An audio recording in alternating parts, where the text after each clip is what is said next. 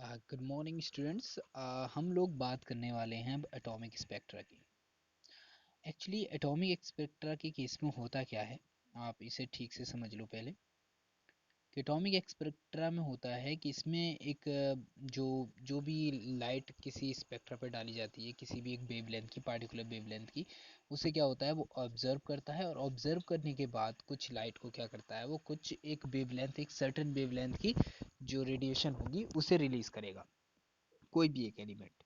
तो इसे जज करते हैं ऑन द बेसिस ऑफ कि जो इससे वेवलेंथ निकली है या इससे वेवलेंथ इसने ऑब्जर्व की है वो एक वेल सेपरेटेड होती है, यानी कि जो लाइंस होती हैं वो वेल सेपरेटेड होती हैं। On the basis of that हम एलिमेंट को जज कर लेते हैं, because every element different type of line को शो करता है। इसमें वेवलेंथ जो होगी ये वेरी करेगी, मतलब एलिमेंट टू एलिमेंट ये एक दूसरे से वेरी करेगी, और कभी भी एक दो एलिमेंट्स की सिमिलर नहीं हो सकती। ठीक है। तो atoms can only exist in few states with very specific energies, यानी कि एक स्पेसिफिक एनर्जी के साथ एटम सिर्फ और सिर्फ कुछ ही स्टेट्स में रह सकता है। स्टेट से मतलब ये होता है कि किसी एक इलेक्ट्रॉन के एटम के अंदर जो इलेक्ट्रॉन होगा वो एक ही जैसे उसकी जो स्टेट होगी वो या तो एक्साइटेड स्टेट होगी या फिर वन एक्साइटेड, टू एक्साइटेड, इस तरीके से होती है। That we will study next video. When light is emitted, the atom goes from the higher energy state to the lower energy state. जब किसी चीज़ से लाइट एमिट होती है तो जो एटम्स होते हैं, तो क्या होता है कि एक एटम के अंदर बहुत सारी ऑर्बिट्स होती हैं। ठीक। उन ऑर्बिट्स को हम कुछ इस तरीके से समझ सकते हैं कि एक एटम के अंदर ये न्यूक्लियस रहेगा और इसके और पास ये बहुत सारी ऑर्बिट्स है। ठीक है। पार्टिकुलरली यहाँ पर अगर कोई इलेक्ट्रॉन है तो जब हम इसकी एनर्जी इंक्रीज करेंगे तो वो जंप करके कहाँ जाएगा, बाहर वाली ऑर्बिट में जाएगा, बिकॉज वी नो कि बाहर वाली जो ऑर्बिट्स होती हैं वहाँ पर रहने वाले जो इलेक्ट्रॉन होंगे उनकी एनर्जी क्या होगी कंपेयर टू नीचे वाले के या अंदर वाले के क्या होगी, कम होगी। फिर ये क्या करेगा, ये एनर्जी को रिलीज कर देगा, मीन ये अपनी एनर्जी को रिलीज कर देगा और फिर से क्या होता है, वापस आ जाता है अपनी प्रीवियस पोजीशन पर।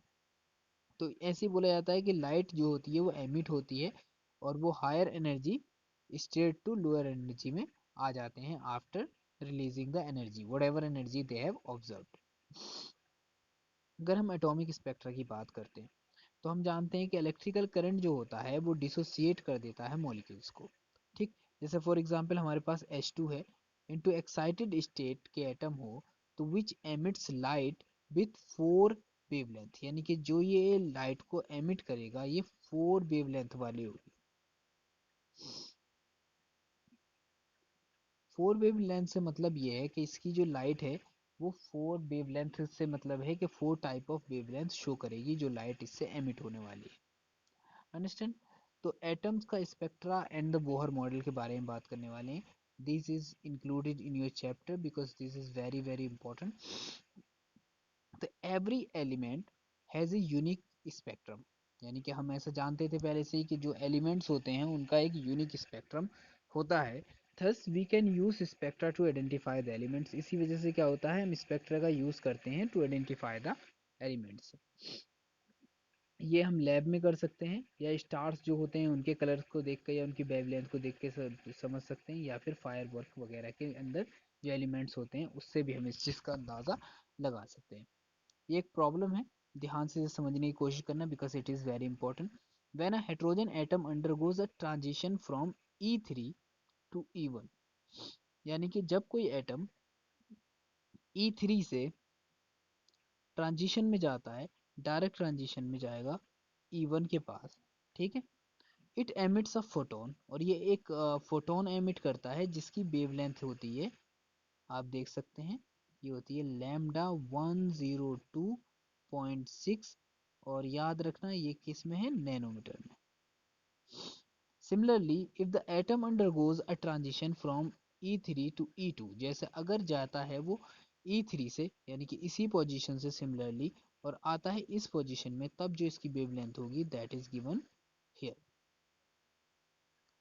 तो वो वेवलेंथ दे रखी है लैम्डा इक्वल टू 656.3 नैनोमीटर। ठीक है। Find the wavelength of the light, और आपको बताना है wavelength of the light emitted by an atom making a transition from E2 to E1। और आपको बताना है कि वो वेवलेंथ क्या होगी किसकी, जब कोई चीज यहाँ से E2 से E1 के पास जाएगी तो उस वक्त उसकी वेवलेंथ क्या होगी।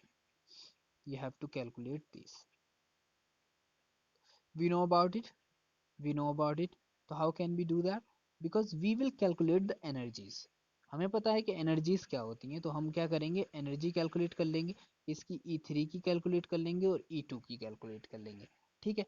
और फिर क्या होता है, यहाँ तक की एनर्जी को अगर हम कैलकुलेट करके ऐड करते हैं तो ये क्या होगी, प्रॉपर एनर्जी के बराबर होगी। ठीक है।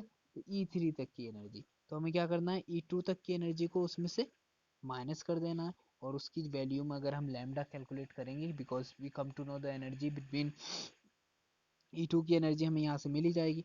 ठीक, जब हम उसकी वैल्यू रखेंगे तो हमको क्या होगा, आंसर हमारा लैम्डा का मिल जाएगा।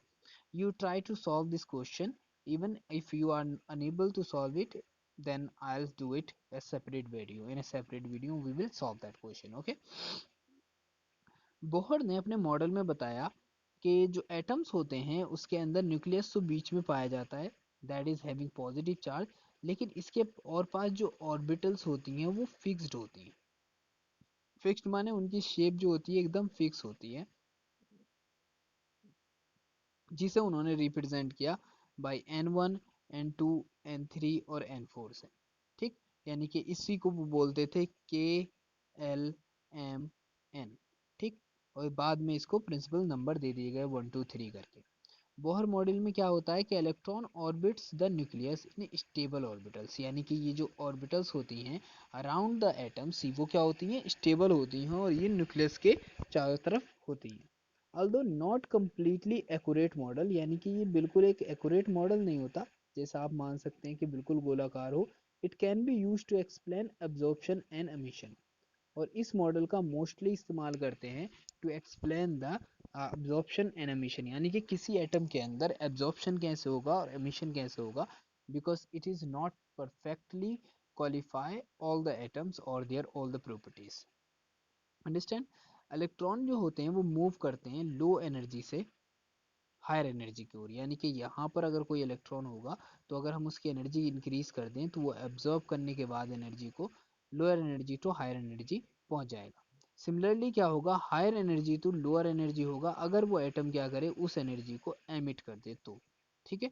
तो lower energy of orbits are closer to the nucleus due to electrostatic force, यानी कि जो एटम्स होते हैं उनके अंदर जिनकी लोअर एनर्जी होती है, यानी कि कम से कम एनर्जी होती है, those were closer to the nucleus, तो वो क्या करते हैं, न्यूक्लियस के चारों तरफ पाए जाते हैं। और जैसे एनर्जी इंक्रीज कर दी जाती है, they are being far from the nucleus. अगर मैं बोहर मॉडल के अंदर कुछ पॉइंट्स की बात करूं जो स्पेशली इसमें डिस्कस करते हैं और on the basis of that हम इस थ्योरी को समझने की कोशिश करते हैं, तो उसमें आता है ग्राउंड स्टेट। तो अगर ग्राउंड स्टेट की बात चलती है तो the lowest state orbital where the electrons are initially present is called ground state, यानी कि जहाँ पर पहले से ही इलेक्ट्रॉन प्रेजेंट रहते हैं, या जैसा हम एक न्यूट्रल एटम के अंदर इलेक्ट्रॉन प्रेजेंट रहेंगे, ठीक है, तो वो क्या होता है, वो कहलाती है ground state. Excited state is called that, कि जिस केस में क्या होगा, जो इलेक्ट्रॉन है वो एनर्जी गेन करेंगे और एनर्जी गेन करने की वजह से वो कहाँ पहुंच जाएंगे, हायर एनर्जी लेवल में पहुंच जाएंगे, this is called the excited state. तो atom return to the ground state by emitting energy as light, यानी कि हमने क्या देखा है कि जो एटम्स होते हैं वो उस एनर्जी को, एटम्स के अंदर जो इलेक्ट्रॉन होते हैं वो फिर से उस एनर्जी को रिलीज करते हैं और वो फिर से ग्राउंड स्टेट में वापस पहुंच जाते हैं। Okay, now we have atomic spectra and the Bohr atom. अब हम इसको कंपेयर कर रहे हैं with the atomic spectra what, Bohr model. ठीक, तो इसमें रिडबर्ग इक्वेशन का बहुत ज़्यादा यूज होता है and it tells about the lambda of the orbitals. ठीक है, तो यहाँ पर क्या होगा कि is an empirical equation that relate wavelength the lines in the hydrogen spectra, यानी कि जो लाइंस आती हैं हाइड्रोजन स्पेक्ट्रा में, जैसे हमने देखा था कि लाइंस दिखाई गई थी, 1 हो सकती है, 2 3 4, तो लाइक दैट यहाँ पर जो लाइंस होती हैं वो रिलेट कर देती हैं किसके साथ, यहाँ पर जो वेवलेंथ होगी, यानी कि उसकी वेवलेंथ की क्या, वेवलेंथ किस तरीके से इफेक्टेड बाई होगी उसके लैम्डा से। ठीक, तो यहाँ पर हमने इस फॉर्मूले को बना लिया है। ये फॉर्मूला है हमारा, you can see over here, 1 upon lambda equal to r. This is called the Rydberg constant. Is called Rydberg constant. ठीक, it is called the Rydberg constant and its value is 1.097 into 10 की power 7 per meter. Understand? This is called Rydberg constant. तो don't relate with this r with the gas constant. तो ये बोसा वाला gas constant नहीं है, ये कहलाता है Rydberg constant. It is mostly use in the atomic spectra of hydrogen. ठीक, यहाँ पर जो N1 दिया है, N1 बताएगा द लोएस्ट सेल या फिर इनिशियल सेल, ये कहलाएगा इनिशियल सेल, इनिशियल ऑर्बिट। ठीक, और N2 जो होगा वो होगा एक्साइटेड ऑर्बिट।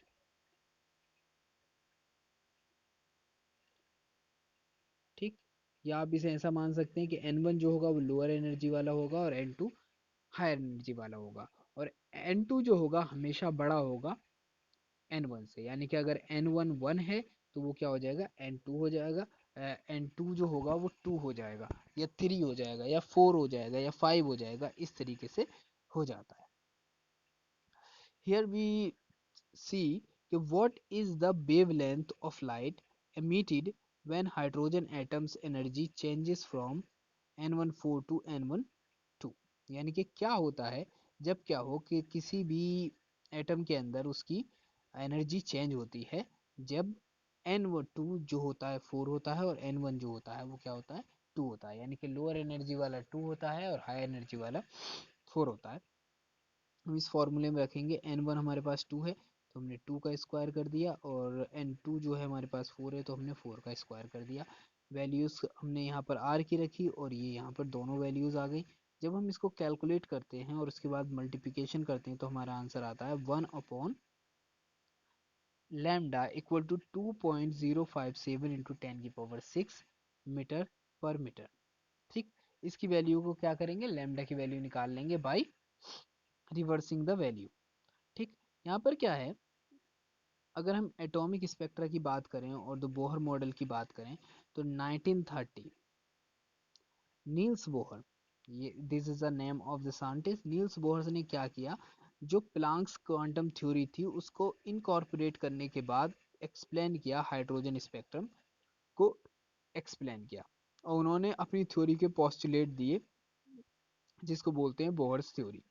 उन्होंने बताया कि atom has number of definite and discrete energy levels, यानी कि जो एटम्स होते हैं उनके अंदर नंबर्स मतलब कुछ संख्या में क्या होंगे, डिस्क्रीट एनर्जी लेवल्स होते हैं, जिन एनर्जी लेवल्स को बोलते हैं orbits, in which an electron में एग्जिस्ट विदाउट एमिटिंग और ऑब्जर्विंग इलेक्ट्रोमैग्नेटिक रेडिएशन। और उन ऑर्बिट्स के अंदर ही क्या होता है, इलेक्ट्रॉन जो होते हैं वो रहते हैं और ये वहाँ पर बने रह सकते हैं without releasing any kind of energy, यानी कि वहीं पर ये रोटेट करते रहेंगे या मोशन में रहेंगे बिना इलेक्ट्रोमैग्नेटिक रेडिएशन को रिलीज करें, because it was the point in the case of the Rutherford model. तो वहाँ पर ये क्या था, एक उसका ड्रॉबैक था। तो इन्होंने बताया कि भाई यहाँ पर क्या होता है, यहाँ पर वो इलेक्ट्रॉन मूव तो करता है लेकिन वो कोई भी इलेक्ट्रोमैग्नेटिक रेडिएशन को रिलीज नहीं करता। As the orbital radius increases so does the energy, यानी कि जैसे ही जो उनकी ऑर्बिटल होगी वो इंक्रीज हो जाए, यानी 1 से 2 हो जाए, 3 हो जाए, 4 हो जाए, तो जैसे ही नंबर बढ़ता जाएगा वैसे ही क्या होगी, उसकी एनर्जी भी बढ़ती जाएगी। This was also very important, it was the second point. अब अगर थर्ड पॉइंट की बात करो तो उन्होंने कहा कि ये इलेक्ट्रॉन होंगे वो मूव करेंगे सर्कुलर ऑर्बिट्स में, यानी कि ये सर्कुलर ऑर्बिट्स में क्या करते हैं, मोशन करते हैं न्यूक्लियस के चारों ओर, यानी कि अराउंड द न्यूक्लियस। मोशन जो होता है वो गवर्न बाई होता है ऑर्डिनरी लॉज, जैसे मैकेनिक्स और इलेक्ट्रोस्टैटिक्स, यानी कि ये ऑर्डिनरी लॉज जो होते हैं जैसे मैकेनिकल लॉज और इलेक्ट्रोस्टैटिक लॉज उनके ऊपर ही काम करता है, with restriction that the angular momentum of the electron quantize can only have certain discrete value, यानी कि ये इसके साथ एक रिस्ट्रिक्शन भी काम करता है जो किसका है, एंगुलर मोमेंटम का, जिसमें क्या होता है कि जो इलेक्ट्रॉन होता है वो क्वांटाइज होता है, can only have certain discrete value, यानी कि इसकी क्या होगी, एक लिमिटेड वैल्यू होगी जो भी उसमें इलेक्ट्रॉन है। तो अगर हम बात करें इसके एंगुलर मोमेंटम की, तो हमें पता है इसका फॉर्मूला होता है एम बी आर। ठीक, एम बी आर इसका फॉर्मूला होता है, और हम इसको बराबर रख देते हैं एन एच अपॉन टू पाई के, एन एच अपॉन टू पाई के। यहाँ पर एन जो है वो 1 2 3 4 कुछ भी एनर्जी लेवल हो सकता है, अंडरस्टैंड। और यहाँ पर एम क्या है, मास ऑफ इलेक्ट्रॉन है। एच क्या रहेगा, प्लांक कांस्टेंट हो जाएगा, और बी होगी वेलोसिटी ऑफ इलेक्ट्रॉन, और आर हो जाएगा हमारी रेडियस ऑफ द ऑर्बिटल, यानी कि जिस रेडियस के ऊपर इलेक्ट्रॉन घूम रहा है that is called the radius of the electron. Okay, तो light of the characteristic wavelength या उसकी फ्रीक्वेंसी की बात करें तो is emitted when electron move from higher energy level to lower energy level, यानी कि अगर कोई इलेक्ट्रॉन हायर एनर्जी लेवल से लोअर एनर्जी लेवल में जा रहा है तो उस केस में क्या होगा कि वो एनर्जी को या रेडिएशन को रिलीज करेगा, और उसकी एक सर्टन क्या होती है, वेवलेंथ होती है, एक सर्टन वेवलेंथ होती है, उसे ये रिलीज करता है। This is the origin of the emission spectra, और यहीं से क्या होता है, हमें एमिशन स्पेक्ट्रा मिलता है, यानी कि जब वो एनर्जी को रिलीज करता है तो जो उसकी वेवलेंथ आती है, वेवलेंथ जो हमें मिलती है उससे एमिट होने वाली, वही कहलाती है उसकी, कि ये क्या है, इसका एमिशन स्पेक्ट्रा है। अगर हम लाइट की बात करें तो लाइट ऑफ करेक्टरिस्टिक वेवलेंथ, जिसे हम फ्रिक्वेंसी भी कह सकते हैं, is observed when electron jumps from lower energy level to higher energy level, यानी कि अगर एनर्जी को एक सर्टेन वेवलेंथ की जो लाइट है वो एब्जर्व की जा रही है इलेक्ट्रॉन के थ्रू, तो इलेक्ट्रॉन क्या करेगा, जब लाइट को एब्जर्व करता है तो ये क्या करता है, लोअर एनर्जी से हायर एनर्जी में जंप कर जाता है, और यहीं पर हमें पता चलता है कि ये एब्जॉर्प्शन स्पेक्ट्रा कहलाएगा, यानी कि जहाँ पर एनर्जी एब्जर्व होगी वो एब्जॉर्प्शन स्पेक्ट्रा कहलाएगा, और जहाँ पर एनर्जी रिलीज होगी वो कहलाएगा इमिशन स्पेक्ट्रा। यहाँ पर कोई एटम है और ये इसके लेबल हैं N1 N2 और N3 और N4। ठीक, ये रहा न्यूक्लियस। अब न्यूक्लियस से क्या होता है कि इलेक्ट्रॉन जो होते हैं वो उसकी अगर हम एनर्जी को बढ़ाएं तो एनर्जी बढ़ने के साथ साथ इलेक्ट्रॉन क्या होते हैं, वो जंप करके फर्स्ट, सेकंड या फिर थर्ड ऑर्बिट में जा सकते हैं, और that is known as its excited state. Understand? Okay, Bohr's theory correctly explain the hydrogen atoms, hydrogen atoms emission spectra, यानी कि जो बोहर्स थ्योरी है उसने बहुत अच्छे से एक्सप्लेन कर दिया hydrogen emission spectra, but it is failed, लेकिन ये फेल हो गई टू एक्सप्लेन द एलिमेंट्स, यानी कि जो अदर एलिमेंट्स हैं उन सारे एलिमेंट्स को ये एक्सप्लेन करने में फेल हो गई। It is not a adequate theory, तो कम्प्लीटली हम ये कह सकते हैं कि ये थ्योरी कोई परफेक्ट थ्योरी नहीं है जो कि हर एक एटम को एक्सप्लेन कर सके आसानी से। Okay, now we are going to talk about the wave nature of the electron. जैसा हम जानते हैं जो इलेक्ट्रॉन होता है एक पार्टिकल होता है और इसका कुछ सर्टेन मास भी है, तो उसके वेव करेक्टर को एक्सप्लेन किया हमारे एक साइंटिस्ट ने, लुइस डी ब्रोगली ने, इन 1925। ठीक, 1925 में इन्होंने अपनी पीएचडी की जो डिसर्टेशन को प्रेजेंट किया उसके थ्रू उन्होंने the wave nature of electron के बारे में एक्सप्लेन किया। A crucial element of his dissertation is that the electron have wave like properties, यानी कि एक खास बात जो थी उनकी डिसर्टेशन में वो ये थी कि जो इलेक्ट्रॉन्स होते हैं उनकी वेव लाइक प्रॉपर्टीज होती हैं, यानी कि ये वेव की फॉर्म में चलते हैं, और electron wavelength are described by the de Broglie relationship, और जो उनकी वेव नेचर को एक्सप्लेन करने के लिए उन्होंने एक फॉर्मूला दिया जिसे हम बोलते हैं Broglie relationship, it is that the lambda equal to h upon mv। तो यहाँ पर हम जानते हैं h क्या है, हमारे पास प्लांक कांस्टेंट है, m मास ऑफ पार्टिकल होगा, और b क्या हो जाएगा हमारे पास, वेलोसिटी ऑफ पार्टिकल्स हो जाएगा, लैम्डा हम जानते हैं क्या है, wavelength of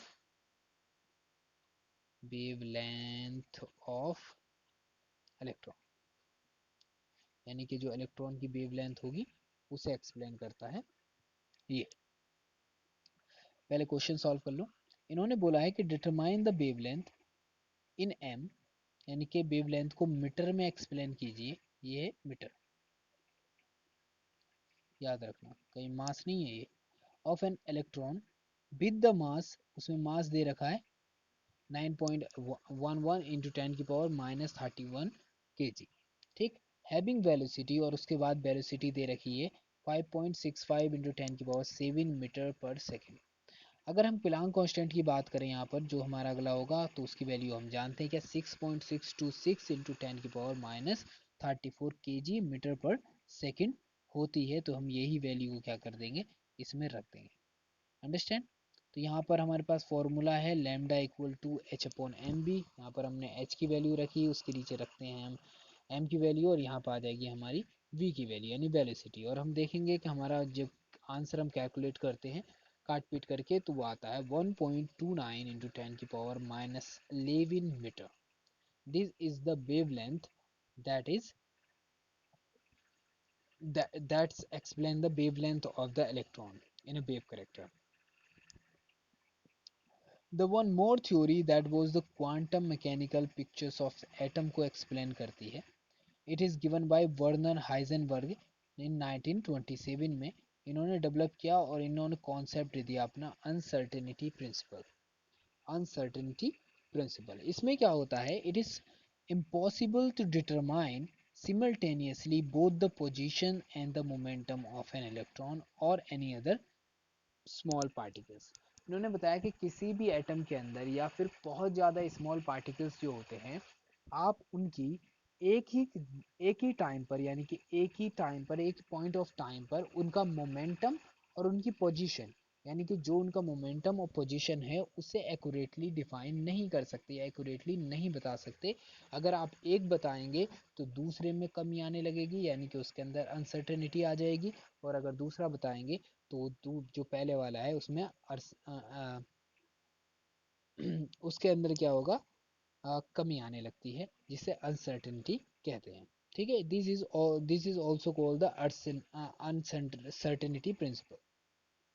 Detecting an electron requires the use of electromagnetic radiation which displaces the electron।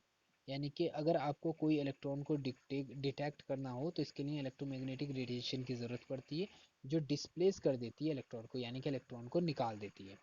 Electron microscope use the this phenomena, यानी कि सिमिलर फिनोमिना यूज होती है इलेक्ट्रॉन माइक्रोस्कोप में टू चेक और to see the things whatever that is useful.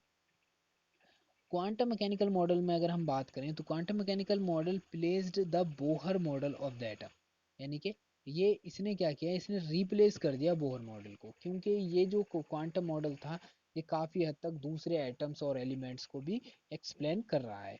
तो Bohr model depicted electron as particle in a circular orbital of the fixed radius, यानी कि जो हमारा बोहर मॉडल था वो एक्सप्लेन करता था कि भाई सिर्फ जो इलेक्ट्रॉन है वो एक पार्टिकल है, और वो क्या करता है किसी फिक्स्ड ऑर्बिटल में क्या कर रहा है, किसी एक सर्टन रेडियस पर घूम रहा है, यानी कि मोशन में मोशन कर रहा है।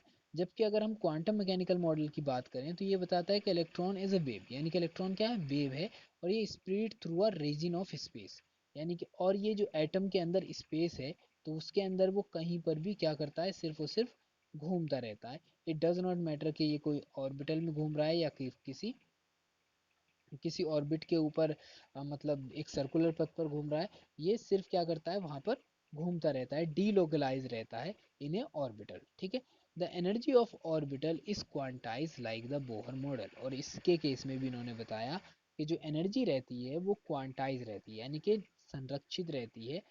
ठीक, in case of the orbital quantize like a Bohr model, जैसा कि हम जानते थे बोहर मॉडल में क्या रहता था, एनर्जी क्वांटाइज ही रहती थी। अगर हम बात करें डिफ्रैक्शन की, तो diffraction of the electron shown in 1927, यानी कि इलेक्ट्रॉन के डिफ्रैक्शन को हमने देखा 1927 में।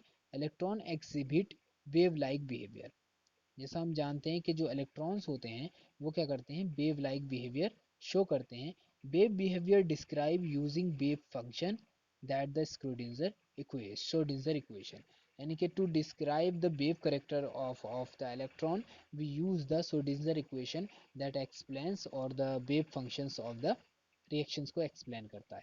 यहाँ पर एच जो है वो ऑपरेटर है, ई क्या है, एनर्जी है, और न्यू इसे बोलते हैं हम wave function. And the formula become H sine equal to E sine. H is operator, E is energy, this is function, this is called wave function. Okay, अगर हम टोटल एनर्जी ऑफ इलेक्ट्रॉन की बात करें तो it include यानी कि ये include करती है पोटेंशियल एनर्जी को और काइनेटिक्स एनर्जी को।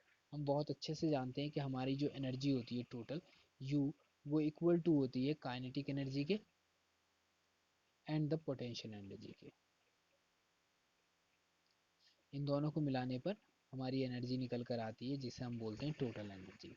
ठीक है, तो potential energy more important in describing atomic structure, यानी कि पोटेंशियल एनर्जी का जो मेन रोल होता है डिस्क्राइब करने का, वो डिस्क्राइब करती है एटॉमिक स्ट्रक्चर को associated with coulombic attractions between positive nucleus and negative electrons. और ये एक्सप्लेन करती है कि between the association between coulombic attraction between positive nucleus and the negative electrons, यानी कि जो इलेक्ट्रॉन होते हैं वो पॉजिटिव चार्ज की ओर घूमते रहते हैं। These these potential energy explain that. तो multiple solution exist for the wave functions for any given potential interaction, यानी कि यहाँ पे बहुत ज़्यादा सोल्यूशन अवेलेबल हैं। जैसे n is the index that labels the different solutions, और n जो है यहाँ पर क्या है, वो एक इंडेक्स है जो कई तरह के जो सॉल्यूशंस होते हैं उन्हें लेबल करती है। इसे थोड़ा ध्यान से सुन लें क्योंकि ये पॉइंट थोड़े इंपॉर्टेंट हो जाते हैं by the point of view of examination. तो यहाँ पर क्या है, on solving the Schrödinger equation we get three set numbers which are called quantum number, which give us the location space and the 3D spatial orientations of the orbitals। यानी कि जब आप calculate करेंगे सोडिंजर को तो ये क्या देती है, तीन तरह के नंबर्स देती है, सेट ऑफ नंबर देती है, जिसमें जो पहला सेट ऑफ नंबर होता है वो एक्सप्लेन करता है लोकेशन ऑफ द स्पेस, यानी कि किस जगह पर है वो प्लेस और उसका 3D में अरेंजमेंट कैसा है। अगला आता है प्रोबेबिलिटी डेंसिटी, यानी कि उसमें पाए जाने वाले इलेक्ट्रॉन्स की प्रोबेबिलिटी कितनी है, यानी कि वहाँ पर इलेक्ट्रॉन के पाए जाने की क्या प्रोबेबिलिटी है, उसे एक्सप्लेन करता है हमारे पास sine 2।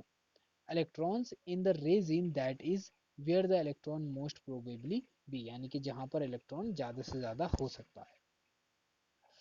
The next is the sine N that talks about can be written in terms of two components. इसको हम दो कंपोनेंट्स के तरीके से लिख सकते हैं। पहला हो सकता है रेडियल कंपोनेंट्स, तो depends on distance from the nucleus, और ये रेडियल कंपोनेंट्स जो होता है ये बात करता है कि वो कितनी दूर है, जो इलेक्ट्रॉन है किसी न्यूक्लियस के अंदर, किसी एटम के अंदर वो कितनी दूर है, उसे हम बोलते हैं रेडियल कंपोनेंट। अगर मैं बात करूँ एंगुलर कंपोनेंट की तो it depends on the direction और orientation of electron with respect of nucleus, यानी कि ये बताएगा आपको कि उसकी डायरेक्शन क्या है, उसका ओरिएंटेशन क्या है। ठीक, इसे बताएगा हमारे पास angular components electron with respect of the nucleus. तो ये एक तो डायरेक्शन और एंगुलर मोमेंटम बताता है और ये बताता है डिस्टेंस, यानी कि कितनी दूरी पर है, दैट इज टॉक्स अबाउट और we talk in the case of radial component. Okay, now it is the wave functions may have positive and negative sign in different regions, और जो वेव फंक्शंस होगा उसका पॉजिटिव साइन भी हो सकता है और डिफरेंट निगेटिव साइन भी हो सकता है, लेकिन ये डिपेंड करेगा कि वो कौन से रीजन में है। तो square of the wave functions जैसे कि हम यहाँ पर देख रहे हैं इज ऑलवेज पॉजिटिव, हमेशा जो इसका स्क्वायर होता है वो हमेशा क्या देता है, पॉजिटिव देता है। और probability of finding electron at any particular point, और हमें बताता है किस पार्टिकुलर पॉइंट पर इलेक्ट्रॉन पाए जाने की सबसे ज़्यादा संभावना है या पॉसिबिलिटी है।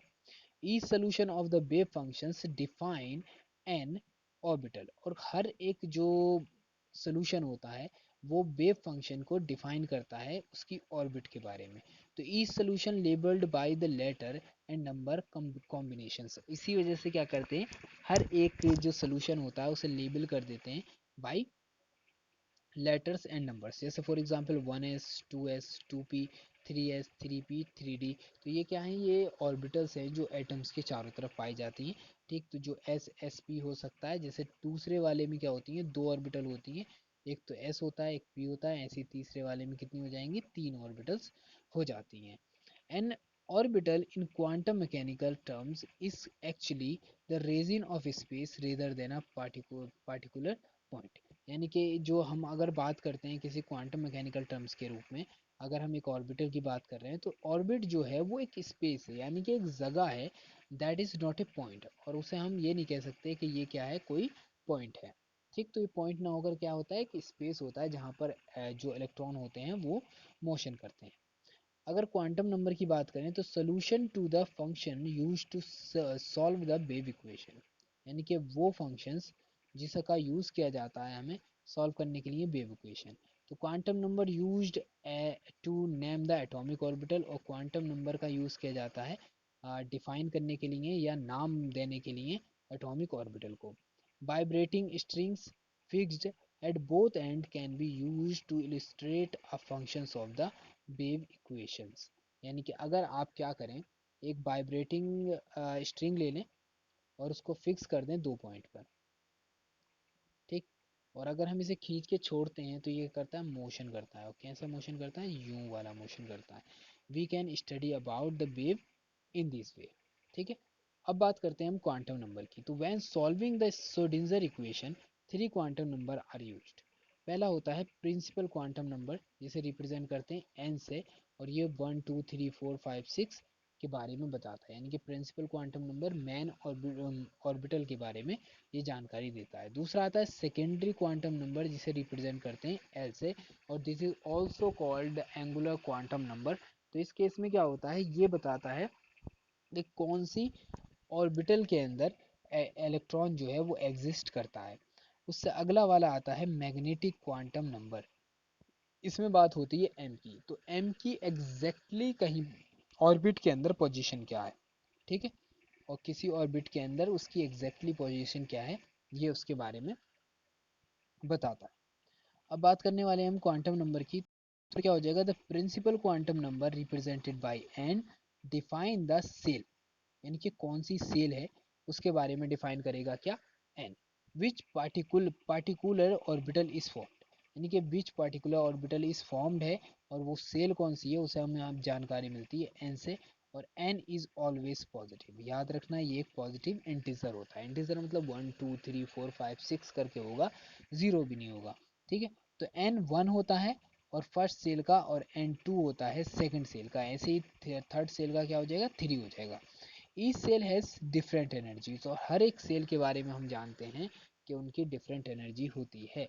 But the one and the most important thing that we are going to talk about here, कि यहाँ पर जो एनर्जी होगी वो तो डिफरेंस होगी, लेकिन जैसे ही हम न्यूक्लियस से दूर जाते जाएंगे एनर्जी क्या होगी, इलेक्ट्रॉन्स की इंक्रीज होती जाएगी, या फिर हम कहें सेल की एनर्जी जो होगी सेल्स की, वो भी क्या होगी, इंक्रीज होती जाएगी। द सेकेंडरी क्वांटम नंबर की अगर हम बात करते हैं यहाँ पर, तो यहाँ पर I indexes energy differences between orbital in the same cell in the atoms, यानी कि ये बताता है, जो L होता है ये बताता है किसी एक सेल के अंदर क्या उसकी ऑर्बिटल की पोजीशन है, कौन सी ऑर्बिटल के अंदर, सेल के अंदर वो एटम के अंदर इलेक्ट्रॉन पाया जा रहा है। तो अगर हम L की बात करें तो ये एक इंटीजर होता है जिसकी वैल्यू क्या होती है, 0 से लेकर n-1 तक इसकी वैल्यू हो सकती है। यानी कि पहली वैल्यू अगर हम बात करें ज़ीरो होगी, फिर वन होगी, फिर टू होगी, फिर थ्री होगी। तो अगर n बराबर फोर है तो वैल्यू होगी थ्री, बिकॉज n-1 यानी कि 4-1 दैट्स कम्स आउट थ्री। तो हमेशा क्या होती है, n से एक वैल्यू कम होती है, and it start from zero. I specify, जो आई है वो स्पेसिफाई करता है सब सेल को। जैसे हम बात करते हैं ना सेल, तो सेल को रिप्रेजेंट करता है n, और जो अगर हम बात करें सब सेल की, तो सब सेल को रिप्रेजेंट करता है एंगुलर कंपोनेंट्स। ये मतलब एल एक्सप्लेन करता है यहाँ पर एन को, एल एक्सप्लेन करता है यहाँ पर एंगुलर सेल को, ठीक है, या फिर कहाँ पर इलेक्ट्रॉन एग्जिस्ट करता है, सब सेल को डिफाइन करेगा।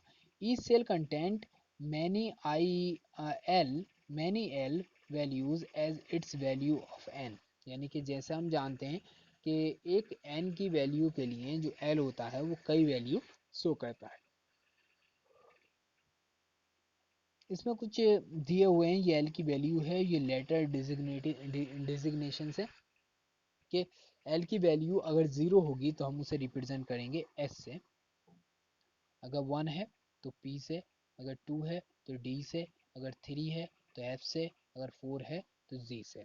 ठीक, ऐसे क्या हो जाएगा, फाइव हो जाएगा तो एस से। तो ये these all the things are depends on it कि हमें कौन से नंबर्स के लिए कौन सी सब सेल का यूज़ करना है। तो यहाँ पर एस का मतलब होता है कि इसकी जो एल की वैल्यू होगी वो क्या हो जाएगी, ज़ीरो हो जाएगी। अब बात करते हैं क्वांटम नंबर्स की।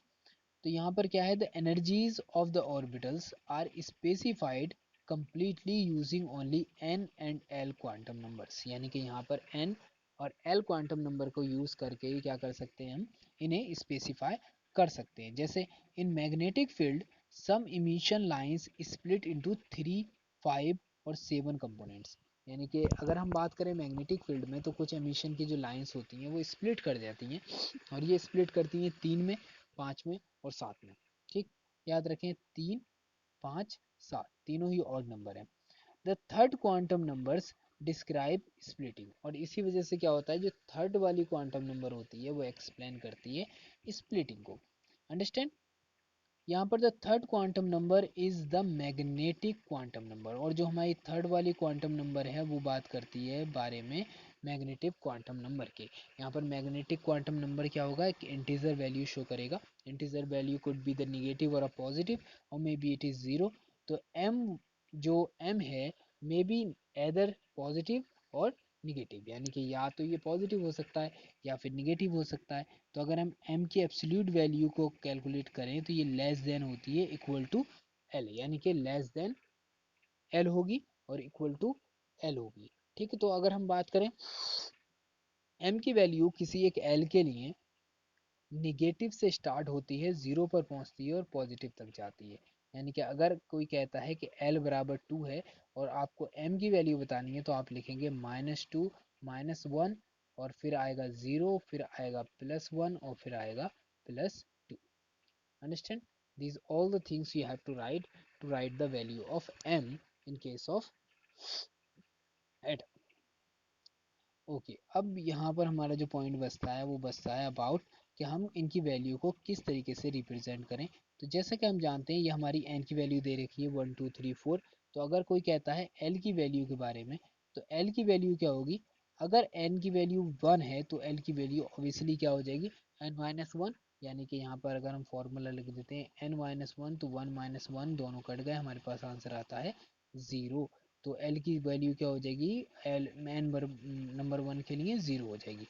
जब इसकी वैल्यू 0 है तो m की वैल्यू भी क्या हो जाएगी, 0 हो जाएगी। इसका मतलब यहाँ पर नंबर ऑफ ऑर्बिटल प्रेजेंट है ओनली 1, यानी कि 1 ऑर्बिटल प्रेजेंट है।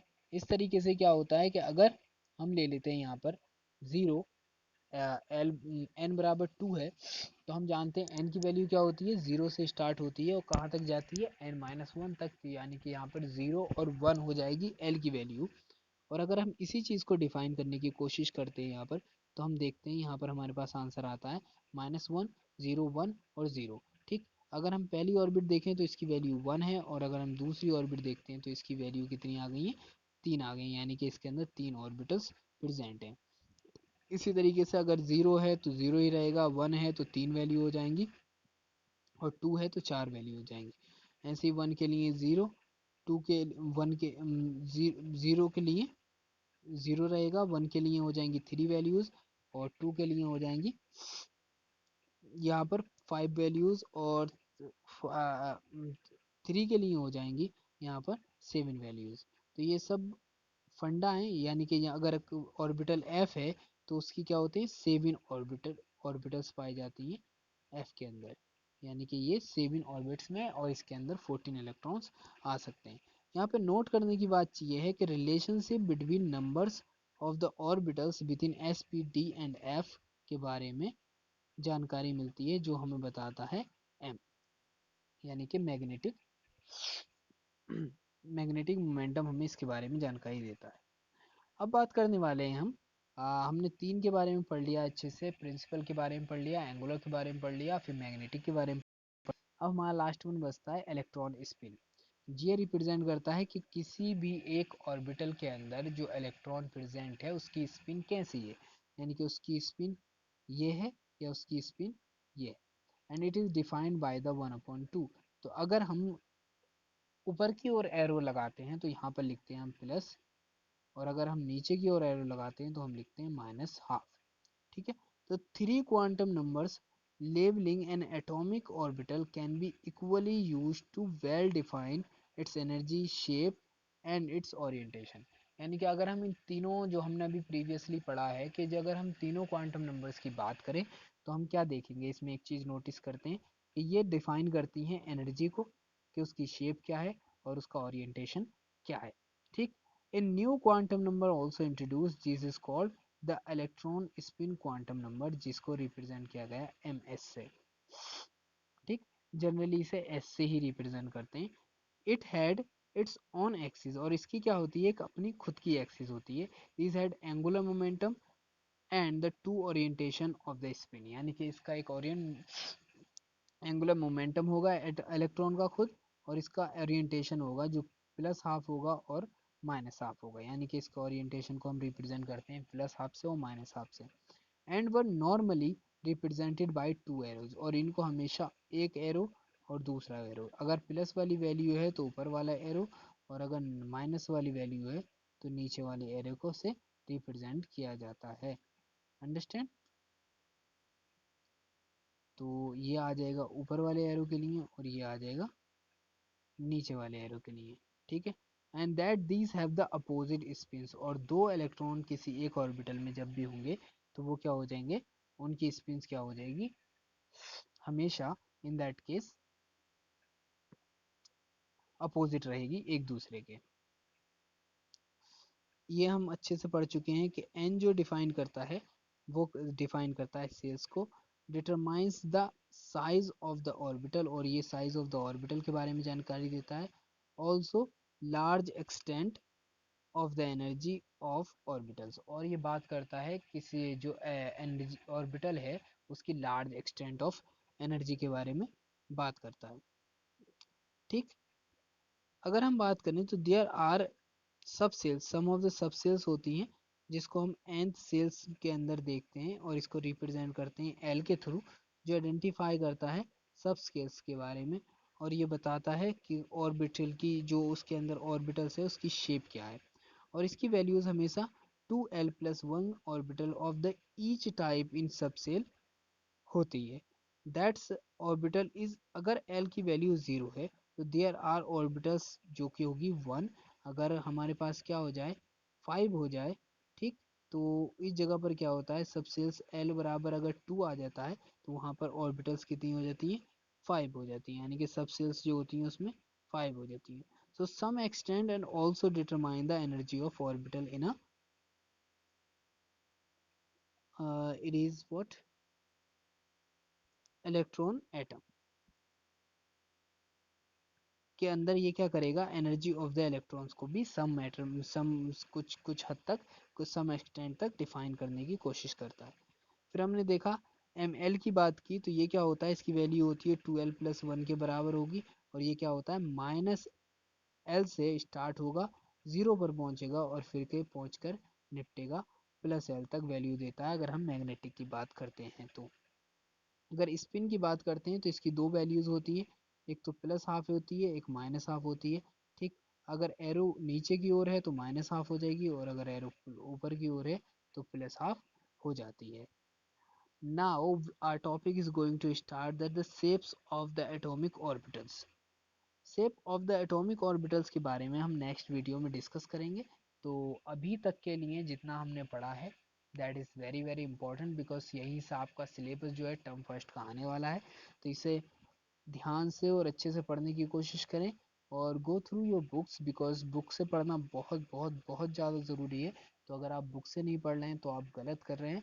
आपको ज़रूरत है कि आप लोग बुक के गो थ्रू जाएं और उस चीज़ों को समझने की कोशिश करें और उनसे ज़्यादा से ज़्यादा फ़ायदा उठाने की कोशिश करें। ठीक। तो हम शेप्स ऑफ द ऑर्बिटल्स के बारे में अगली वीडियो में पढ़ेंगे। यहाँ पर हम देखेंगे कि एस ऑर्बिटल कैसी होती है, पी ऑर्बिटल्स कैसी होती है, और इसकी डायरेक्शंस के बारे में बात करेंगे, डी ऑर्बिटल्स के बारे में बात करेंगे। There are a lot of the orbitals और हम उनके डिटेल के बारे में पढ़ेंगे। अंडरस्टैंड? 3D में ये कैसे दिखाई देती हैं, स्फेरिकल शेप क्या है, डम्बल शेप क्या है, डबल डम्बल शेप क्या है, ठीक है, और इनकी डायरेक्शंस क्या होती हैं। On the basis of that we talk about this. Now thank you very much for watching this video. Best of luck. uh, have fun, study hard, and get good marks in your examination. Best of luck.